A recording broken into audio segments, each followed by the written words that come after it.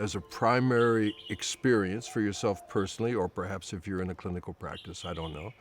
Or you can combine it with other things because it can act as a very efficient brain priming process. So brain prime leads to a very efficient brain time. I'm attracted to that quite a lot. So brain prime, brain time.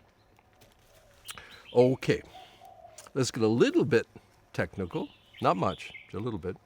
That right now, let's talk about how do you get a targeted neuroplastic change, or how do you set up a general neuroplastic change.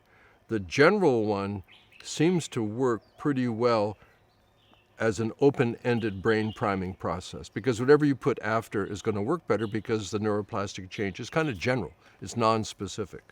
But if you want it to be more targeted, is there a difference in methodology? Yeah, a little bit. Not huge, because it's still the same kind of neurological dynamic. Okay. 4, but let's start off with 3. There are 3 elements in a method for targeted neuroplastic change. If you get number 4, that's the secret sauce.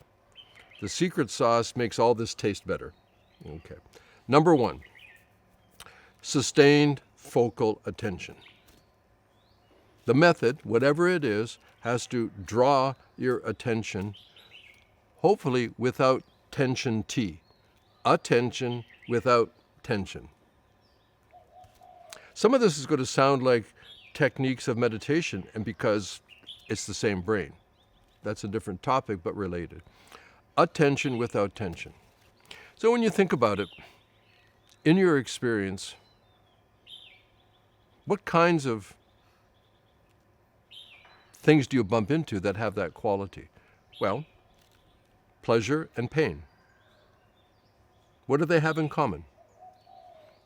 I always give the same stupid example. Pardon me if you've heard it before. I don't know why I do this. But anyway, your left knee. You're probably not sustaining focal attention in your left knee right now, until I just said it, right? But let's say I took, say, an ice pick, if you know what it is, a sharp knife, and I jabbed it into your left knee, right? Or, a little bit rude, but you get the idea, if for some peculiar reason you just had an orgasm-like experience in your left knee, meaning very pleasurable, what do both of those things have in common? Your attention goes to your left knee.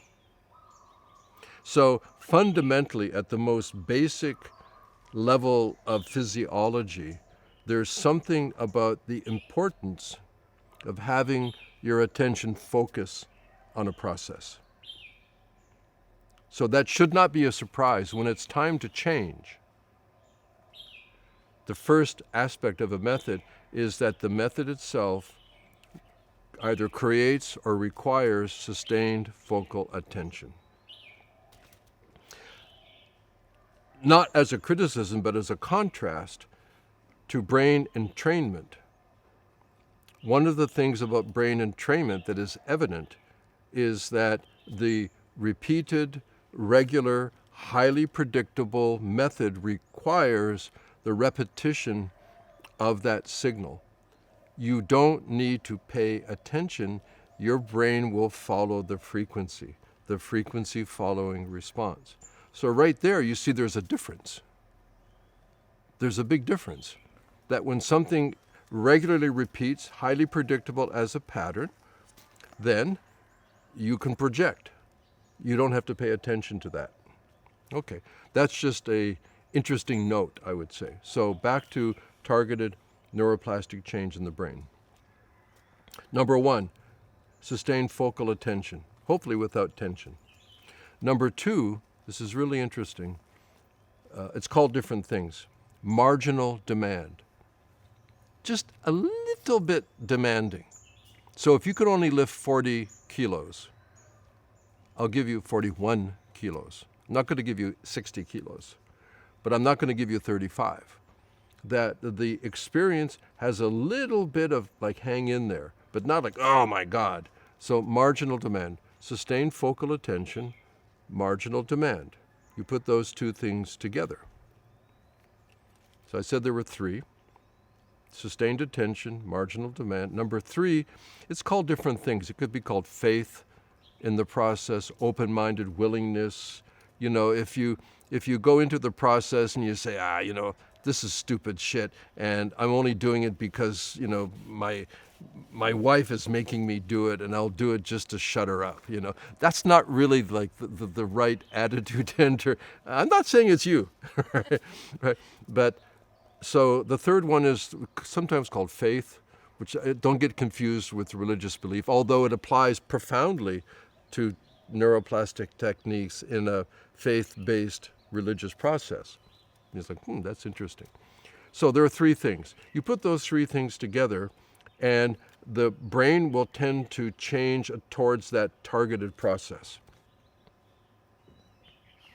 The fourth thing, the secret sauce, that makes these three things taste better, as an analogy, to work better, is this highly complex neurochemical state. If you can, in some way, enter this state, these three things work better, and it's called enjoy. If you enjoy this, these three things work better, and you will achieve the foundation process. You will trigger a process of an engaged neuroplastic process. So it's like, wow. It's confirmed by studies over this past roughly decade.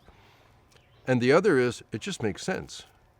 Like when you think about it, the things that will really motivate you to change, when you put them together, it's like, that's reasonable.